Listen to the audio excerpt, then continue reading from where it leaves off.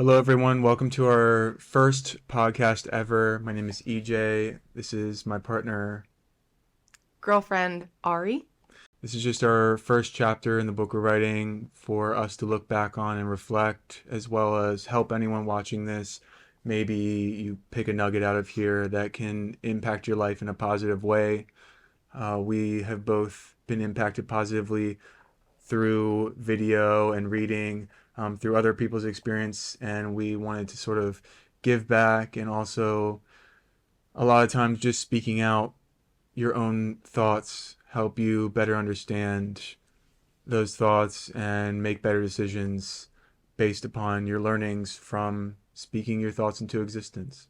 If you could talk to EJ the day before he started his fitness journey back at JMU, how would you tell him that your mindset would change, or what to prepare for, and what to expect on how your mindset would change or need to change in order to get to the point where you want it to get?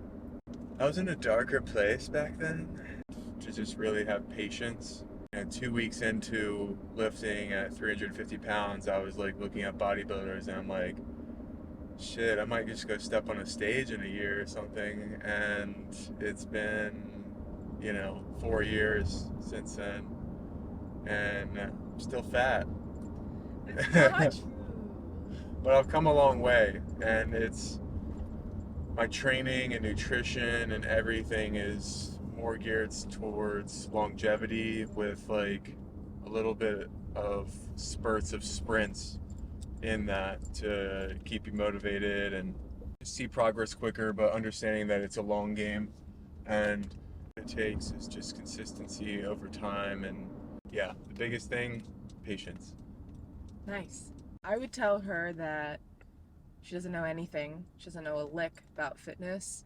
Realize that starving myself was only making me bloated and unhappy emotionally, mentally, everything. So I would tell Ari that she doesn't know anything about anything, and that it takes years to build consistency and a foundation that doesn't break.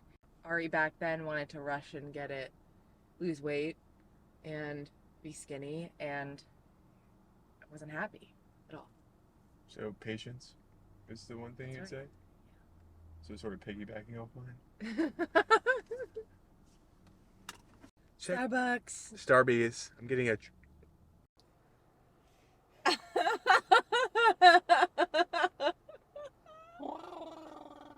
Cheers. Cheers. That first sip feeling. All right. Successful workout. Yeah. Yeah, no phones or music, and No phones at all today. and just laughter, love, and peace, happiness. Yeah. Yeah.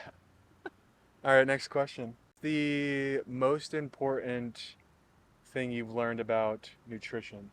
Get the right amount of protein in, under calories, build muscle and get leaner. Protein is the biggest thing. That's really good. That's important.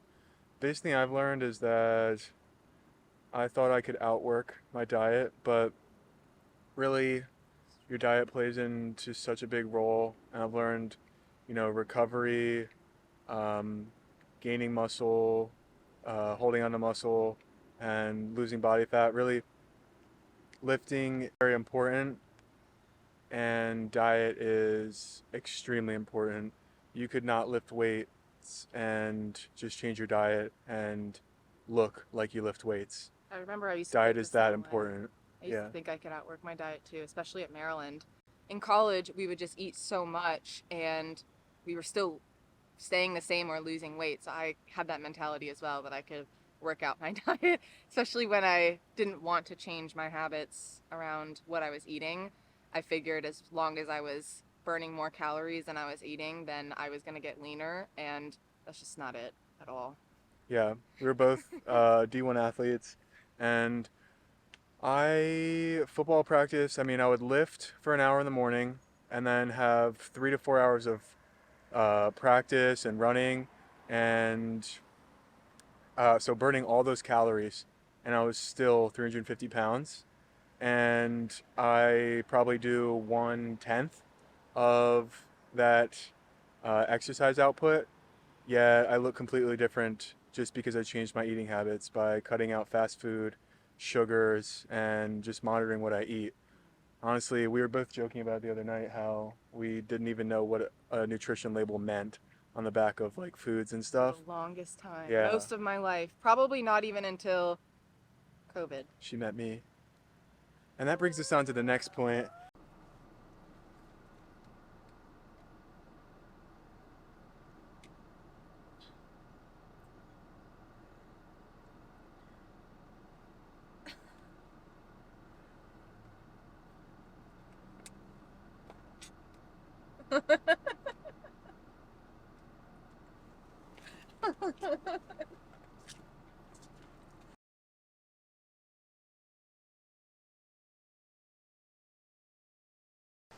Italiano.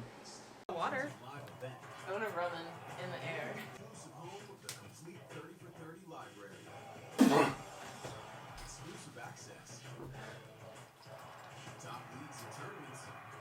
When you're implementing a new call to action in your life, what are the stages of that in your experience? A call to action in my life. What do you mean by that?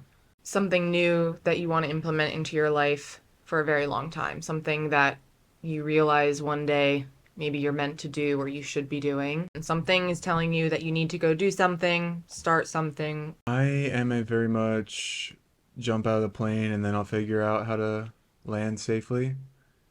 And that's how I've learned over time and taken a lot of action in my life is it's very easy for me to do paralysis by analysis. So when I want to do something, I will figure out the basics of it, see who is already doing that at a top level, look at a backlog of how they did it, then I just take action. If I spend too much time researching something, I just won't get into it for some reason. So the best course of action for me is to actually see the end goal a little bit and then just take a foot into the right direction and actually start doing actions and then learning from those as I go. If I spend too much time trying to figure out 10 steps that I need before I've taken one, then I just won't end up taking that first step. That's a good answer. What do you think that you used to look for in friends compared to what you look for now? Being homeschooled with literally the only like two friends in my neighborhood, I was looking for friends that played football or other athletic sports, and that decided my friend group because just playing the sports decided in those people's lives where their priorities were, what they how they spent their time, and now that I don't have sports, it's more of in the business realm, people that are, I have my close best friends from high school and college through sports and develop those relationships, and they've gone on to different ventures in their lives. And so, because we have been friends for so long and create a strong bond in the beginning, those friendships will just last forever. But as I'm finding new friendships in my new ventures, I'm looking for people and relationships that are cohesive with what I want to do, and even if it's not in the same lane, just people that are trying to strive for greatness in whatever lane that they're choosing. And I think outside the box thinkers, people that aren't focused on dwelling on problems, but solutions on those problems and solving not only their problems, but other people's problems. Problem solvers and go getters are some of the top traits that I'm looking for in friends, as well as reliability and trustability. When you were younger, you looked for friends in the same sports, in the same interests. It's pretty amazing that you were able to think about your friends so intentionally at that age. Yeah, I think I didn't think about it too intentionally. It's just through the sports. I didn't have like a criteria for friends, but through because I didn't really have friends going into high school. But through sports, I developed an understanding of what criteria you should have for friends. And it's going to be people that are doing stuff that you enjoy to do. I don't like drinking a lot. I don't like partying. And so I'm not going to surround myself with a lot of people that like to do that for the most part because it's not something I enjoy doing. I'll still party with my friends that I've known for a long time because we have that bond and I want to be around them.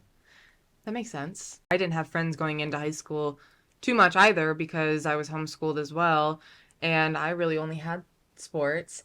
But I literally did not think about anything when it came to friends other than I wanted them when I was younger. And I think that was an injustice on my end. I think my intuition now is a lot better than it used to be, especially when I was in college. When I got to college, I wasn't really too concerned about who I was surrounding myself with. When I finally had the freedom to surround myself with who I wanted to surround myself with, I was choosing friends that honestly were probably not doing the most productive things every single day. We were going out and drinking a lot, and that trickled into my adult life for a little while. And I still like to go out with my friends too. That's not it, but I'm just more picky about who I'm doing that with. And I'm not just choosing friends because they go out. I'm choosing friends because of the company. And if we choose to go celebrate one day or go to the gym, it's the same relationship as opposed to finding friends that only want to do one thing. And I think that's how my mindset has changed a lot. I've surrounded myself with people that are just good humans that also like to go do fun things. And I think that is a way better mindset going into making friends. I used to look specifically for friends that would lead me to going out and partying. And what we want to do with our lives is so the opposite of conducive to that. We recently got a king bed and it's been phenomenal. I am 6'5" with shoes on. She is 6 foot and both wide bodies. It's been great being able to sprawl out and still not be even like in each other's country time zone. And it's been phenomenal. Every day I lay on the bed, it is a match made in heaven. And the bed and bed frame was probably about $500, $600 with sheets and pillows total. I was expecting a king bed to be like 1,000 or more dollars. Came on Amazon wrapped up in a box. Well, 12 to 18 hours of letting the bed rest, and it took under an hour to set everything up. Isn't it great having? What are your thoughts on the king bed? The king bed is great just because it gets so hot so quick, especially here where it's like moist in the air. Um, I grew up sleeping on a twin bed It's as hot right now as we're recording this. it is. Feels And moist. Feels humid.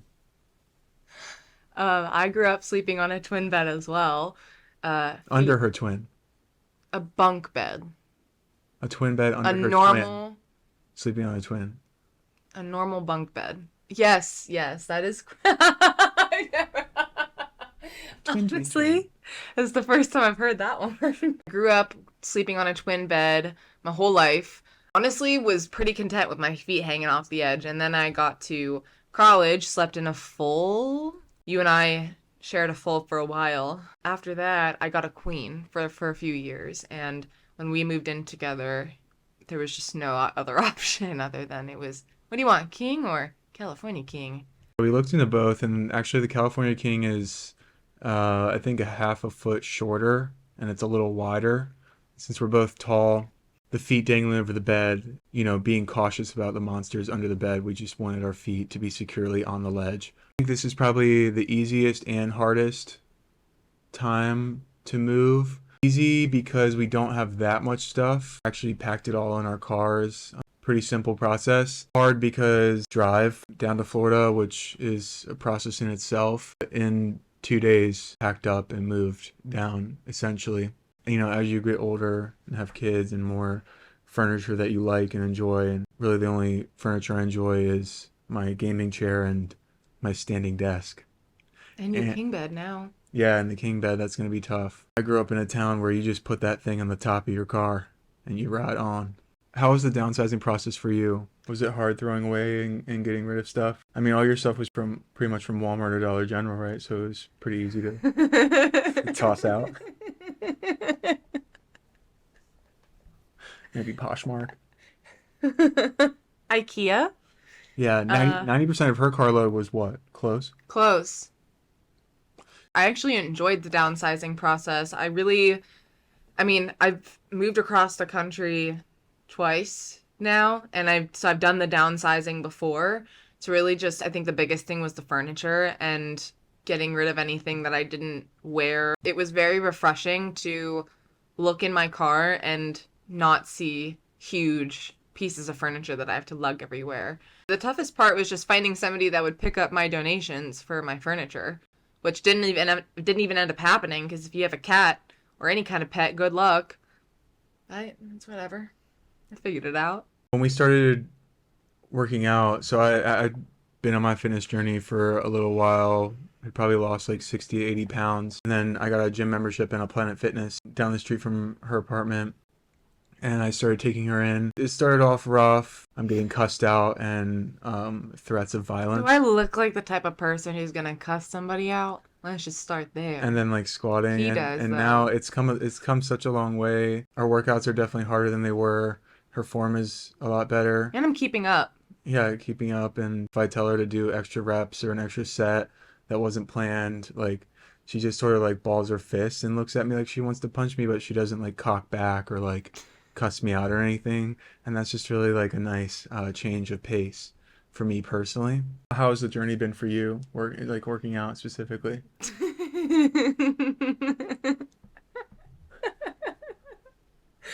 This is so hard. Working out has been great. I mean, he makes me sound like I've never worked out a day in my life, but I just didn't know how to do it as an adult with my adult body. So, it's been great. I think I've learned a ton. Um, I think the biggest thing that I've learned is just like the diet piece. I think that was my biggest struggle. I've also learned that fitness ebbs and flows as well. And there are seasons where you have a ton of time to go and work out. And then there are seasons where you are kicking yourself because you didn't make it to the gym in 2 weeks, but you had X, Y, and Z to go do XYZ vacations, business trips, whatever it is. So I think I've just started to understand what consistency looks like when it's consistency doesn't necessarily mean the same routine all the time. I was a bit intimidated by lifting weights, so it was difficult to wrap my mind around what I was doing. And then over time, I realized that I was doing the right things. I just wasn't spending my time in the right places at certain times. So it's been good. I feel a lot better. I feel a lot more confident. And I think where we're at now, I feel confident that we won't fall backwards, or at least I won't slip backwards nearly as much as I used to. I don't think I'll ever go back to the way I used to be, which was very inconsistent, and I didn't like how I felt either. My moods and my sizes were inconsistent. I'm good. I've had multiple stretches where I've had months where I've focused on business or other ventures and felt like I was losing all my progress, and then I come back and then in a few weeks it feels like I picked up right where I left off a few months ago. That is something that I didn't know in the beginning, that caused me a lot of anxiety, but as you go through your journey, it's actually pretty hard to lose muscle, especially the memory of exercises and performing in the gym and your body's adaptations to diets. It can return really quickly. Also, carbs. When I was starting out, I thought carbs were the enemy. I was sort of like flowing around with the ketogenic diet and high fat diets, tossed in with intermittent fasting. So that's something I focused on heavily for the first year. What are your thoughts? I mean, you've lost weight in the past month, still eating carbs. She's eating Probably close more to carbs. 200 grams of carbs a day. I'm eating close to 300 grams of carbs. And we've lost weight over the past 6 weeks, continually just by tracking overall calories. And calories in versus calories out is truly the main focus, along with hitting a gram of protein per pound of goal body weight, to our current body weight. That range, along with just making sure we're eating in a caloric deficit, still fueling our bodies to recover and have enough output to run, practice sports, like catching, and working out in the gym a few days a week. Did you ask me a question? I answered it for you. I So you started a YouTube channel. What are you trying to teach people? don't think it's so much around what I'm intentionally trying to teach people as much as it's showing people what it looks like to learn and what it looks like to enjoy learning and enjoy the process, because over time realize that hitting certain goals doesn't necessarily make you happy. If something is in the back of your mind that's telling you, I wish I knew how to do this, I wish I knew how to do that. Honestly, I used to check myself when I saw creators that I really loved, and I would actually get a little bit jealous of, because I was thinking to myself, why can't I do that? And once I got over that hump and realized I could do that if I wanted to, it turned into, all right, I have to do something in order to create a community of people that I want to take through the journey with me. Because it's a lot, and it's really exciting, but it's also a lot of hard work trying to figure out what my style is. Learning just how to talk to a camera is tough. That's been the absolute biggest hurdle. And just kind of identifying who I want to show up as, and or just how to present myself well to everybody else so that I actually gain a true community of people, because it's not for me about gaining followers, it's about creating a community of people so that we can open ourselves up to opportunity. That's all I'm trying to do with my channel, at least. So it's been great. It's been nerve-wracking every time I hit post. But I think I'm going to just get better and better every time. So I'm excited to continue doing it.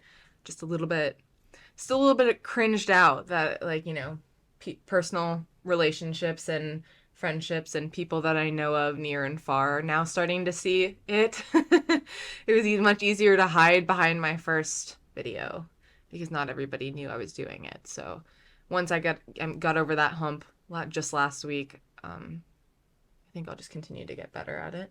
What about you? I'm still trying to find my lane, but I think it's going to be just provide truth and honest, raw feedback that hopefully inspires people to be different, improve their lives. And a lot of the times when I'm thinking of stuff to make content about, I think about myself 4 years ago, 10 years ago, and what I wish I would have seen or been able to watch that could help me have reassurance or make better decisions, or just have a better outlook on life I was literally than I just would gonna have say had. that. What? Just like showing up for your younger self, who you wish you could have had at certain ages. I was literally just gonna say that. Yeah. We're so in sync. That's great. I Yeah. love that answer. I do. Yeah. It's good. We've been together for a long time, but this is the first time we've ever moved in together officially. He lived with me for a bit during COVID, but this is the first time we've combined our, living situations and done this together. So I would like to know what any discoveries or just things you've learned through the last 5 weeks together, what it means, like, I don't know, moving in together. This is the first time we've done it, so it's just, how does it feel to be sharing the same space as somebody else and knowing that, we're now building something together as opposed to building something separately? Feels pretty normal, honestly. I've I been agree. looking forward to this for a long time, and we've been together 7 years. It's been a long time coming. We knew each other very well and have had those shady, bad areas before, so we knew what we both wanted out of this experience, and it's been great so far. It's been better than expected. I have a question. Yeah. I gave you a book to read, The War of Art, or The Art of War. What are the top 3 things you took from it? Top 3 things was your muse, your angels, whoever it is, are always looking to be gratified by your action, and hard work does pay off. Sooner or later, if you're consistent, you'll be rewarded with like a little nugget of something, and that little nugget will motivate you to go even further until you get the next nugget. And so that's 1. 2, I would say you really have to look in the mirror and identify who you're surrounding yourself with, that you start to become who you surround yourself with, and learn to separate, learn what people are trying to teach you and what certain people are trying to bring into your life. And the third thing, don't waste your gift. Everybody on this planet is given a gift of some sort. And if you don't know what that is, it's probably the thing you've been putting off doing and wanted to do your whole life. Don't waste it. Because we're all given a gift to make the world a better place. We love social media and content so much because that's where we have found inspiration, not just for our content, but for our life. Like, that's how we've ended up here. Most of the people that have inspired us have come from social media. So we're just now finding our little pocket where we belong in it, and whether that's one person or 1,000, or show that change is possible within yourself and your circumstances are completely within your control. So if you can take one thing from this video, I'm glad you do. And, hopefully you can share it with somebody else that needs the same advice. Cool. Peace. Peace.